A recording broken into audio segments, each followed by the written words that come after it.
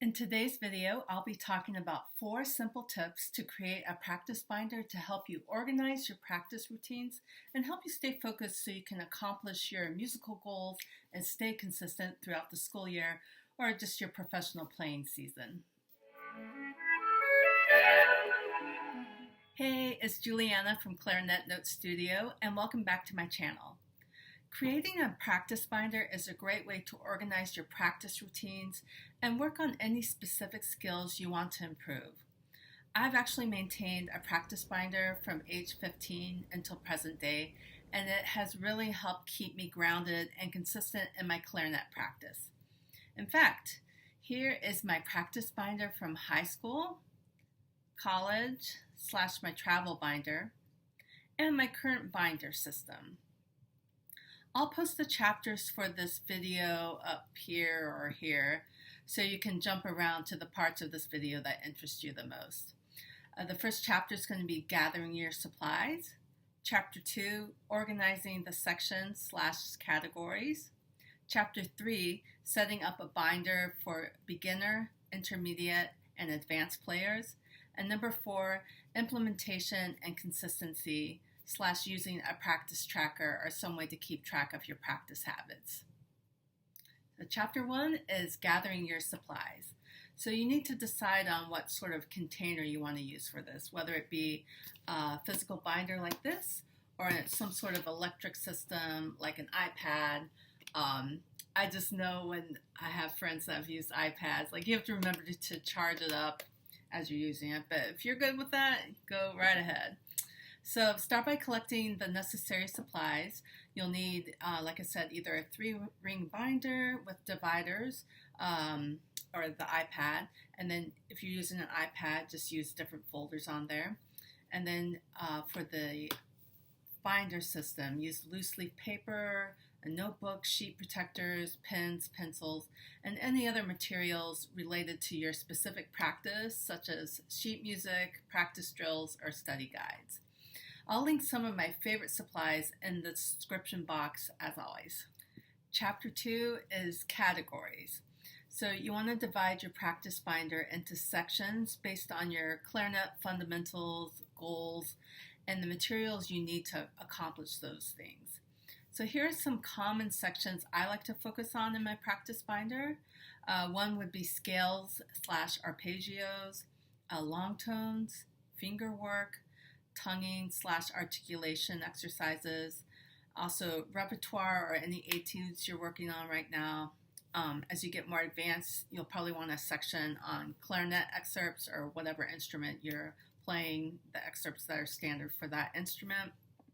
I also like to include a calendar or a schedule of what my big performances, auditions, anything big coming up. I include a calendar in the back of my practice binder just so I'm staying focused through my practice sessions. And then also I think you want to have a section on what your goals are for the year or for the quarter, maybe the month, maybe you have an audition coming up, maybe you have a performance, a recital, things like that. Chapter 3 is setting up a binder for beginner, intermediate, and advanced players. So I thought it would be helpful for this video chapter to see a flip through of what a practice binder could look like for a beginner, an intermediate, or an advanced player. So starting with the beginning binder, it would be good to include these sections. And I'll also link to other websites where you can download these things if you're interested. So number 1, scales. Then perhaps a fingering chart would be very helpful for a beginning player. Simple long tones, tonguing, articulation exercises, and just some very simple finger work.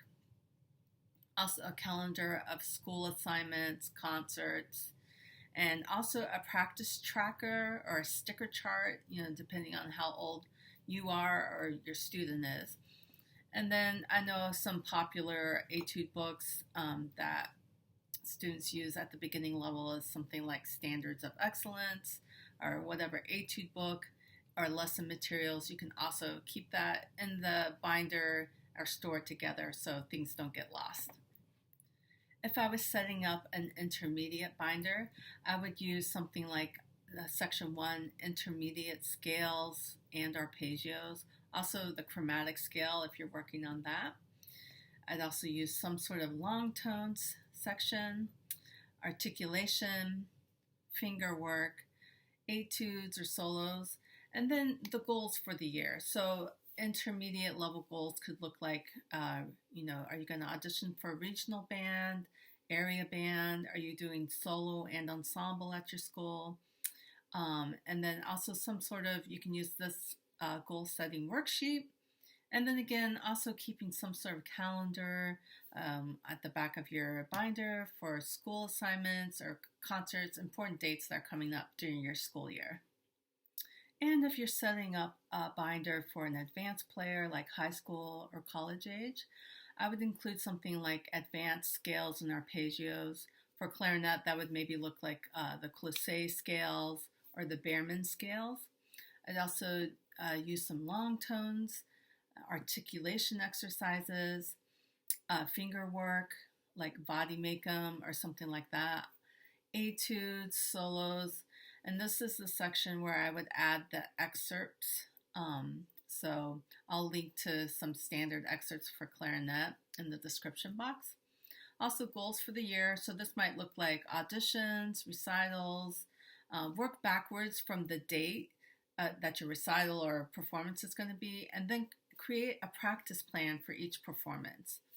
Also, goal setting is really good, just to keep you organized. What you're even using this binder for, basically.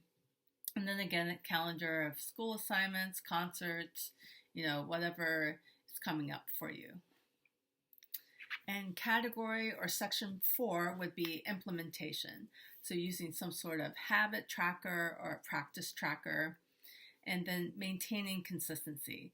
So the key to making your practice binder effective is to use it consistently.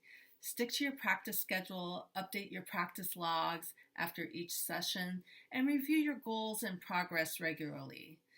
You might want to adjust your goals as needed to reflect your evolving skills and aspirations. Remember that your practice binder is a personal tool, so feel free to customize it to suit your preferences and needs. You don't have to use the categories I recommend. It's just a suggestion. So the more organized and tailored it is to your specific goals, the more useful it will be in helping you make progress and achieve success in your chosen endeavor. I hope this video is helpful. Again, I'll leave links to the resources you can use to create your own practice binder in the description box below, as well as a link to a downloadable PDF on my website. If you like this video, don't forget to like and subscribe to my channel. Happy practicing!